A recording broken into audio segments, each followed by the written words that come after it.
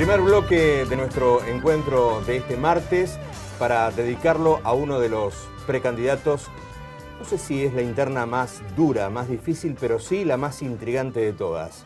La de Cambiemos Buenos Aires, que tiene, ustedes saben, a 3 precandidatos: Martín Yesa del Pro Puro y por la Unión Cívica Radical, Lucas Ventoso y Fernando Ávila. Nos ocupa este primer bloque, el precandidato del PRO es Martín Yesa, el segundo será con Lucas Ventoso y en el tercero vamos a intentar que intercambien algunas opiniones, ambos, para conocer el pensamiento de cada uno de ellos y fundamentalmente también para encontrar semejanzas, similitudes, que seguramente las tendrán como pinamarenses, pero también diferencias a la hora de plantear una eventual gestión. Pero nos ocupa ahora el señor Yesa. Bienvenido. Gracias, Tito, por la invitación. Gracias a vos por estar. Por favor, es un gusto. 29 años, muy joven, Martín. 29 años, sí. Depende. ¿Serías el intendente más joven de la historia de Pinamar, no? Bueno, pero la historia de Pinamar es corta. Sí. No pero sería hemos tenido algunos intendentes ya. Y tuvimos un intendente que estuvo muchos años en el medio también, que es eso, otro dato. Además de que nuestra historia es corta, hubo un ¿Cómo intendente. te estás llevando con ese intendente que tuvimos muchos años? Yo tengo una buena relación. Personal. Pero, sí, digamos, por el pasado, pero después, la verdad que hace mucho que no converso con él. Hablamos, claro, de Blas Altieri. De Blas Altieri, sí. Y después... Tus inicios un poco se remontan a sí, yo empecé en la juventud del MUPP. Sí, fui presidente de la juventud del MUPP entre el 2008 y el 2010, justo el periodo en el que el MUPP no fue gobierno. Y cuando volvió a ser gobierno, yo me fui... Ya te mostrabas un joven muy activo, me acuerdo. Sí, medio pesado. Con muchas ganas. Medio pesado, pero sí, en su momento lo que me movilizó fue lo que había sucedido con Roberto Porretti.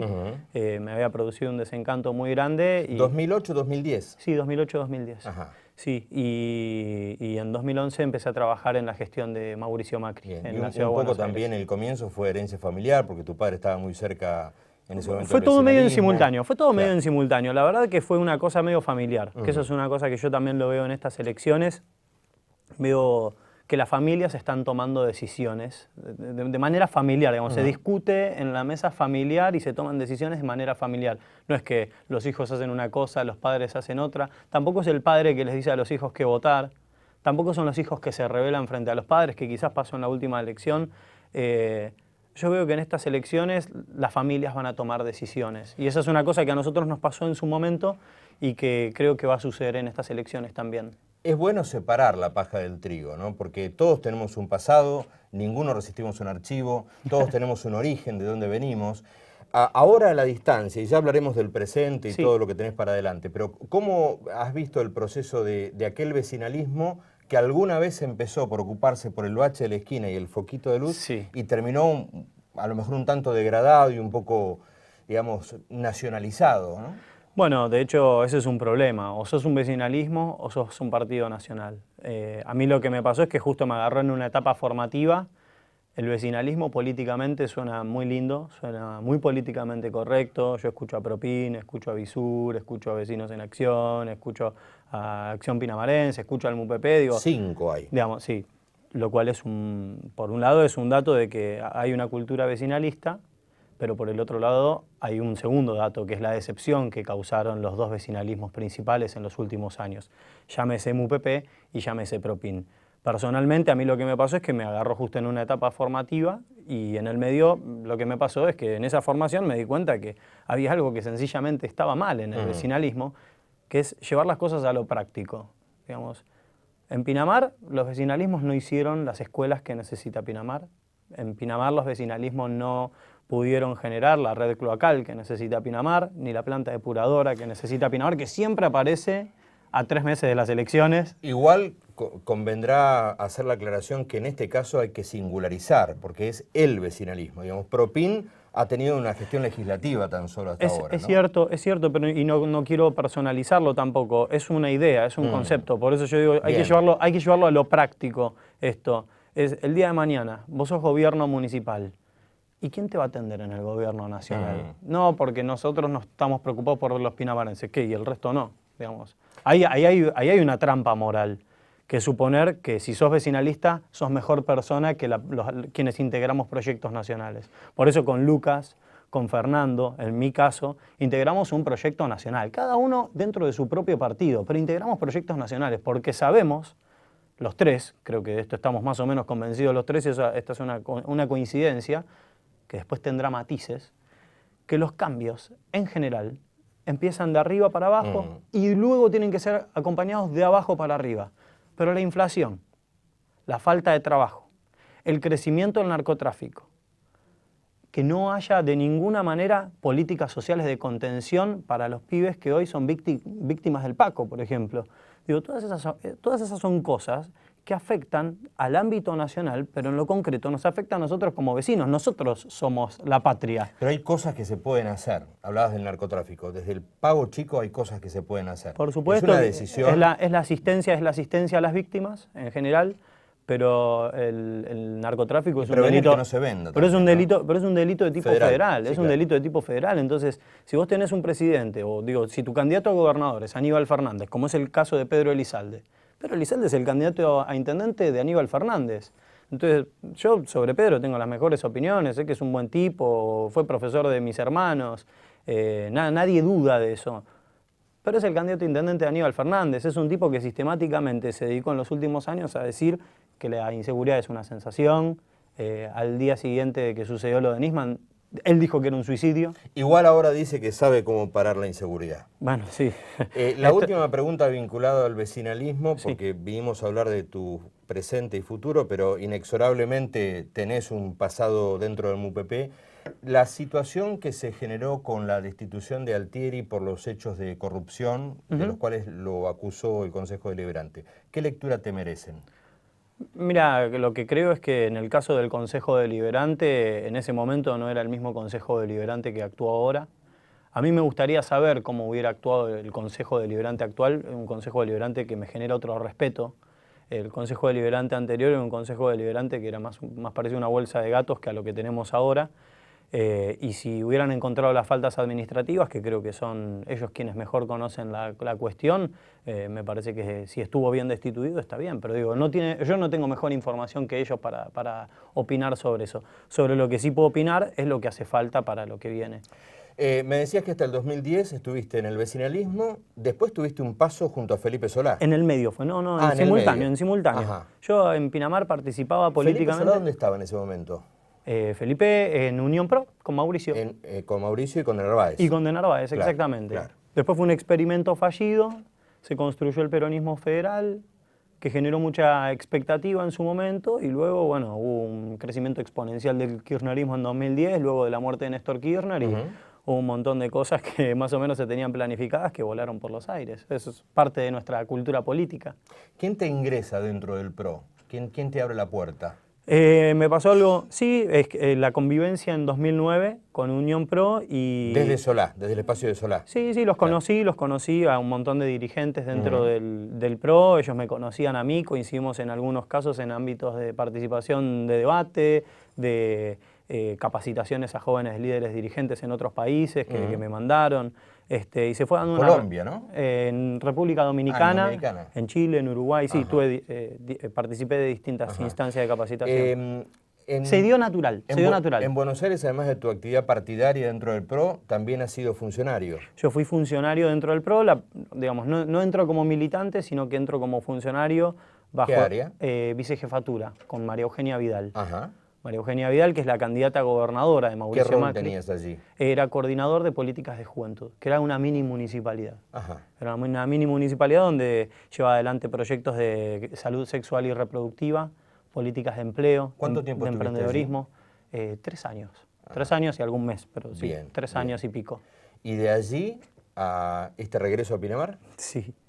Bueno, sucedió en el medio que tuvimos el 6º intendente en 6 años en Pinamar.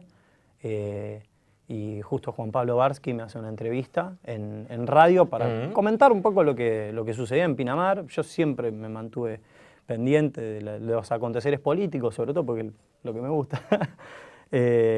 Y la entrevista la escuchó Mauricio Macri y me hizo llamar, nos pusieron en contacto con Mauricio. Vení, te dijo. Me dijo, che, ¿y no está para entrar?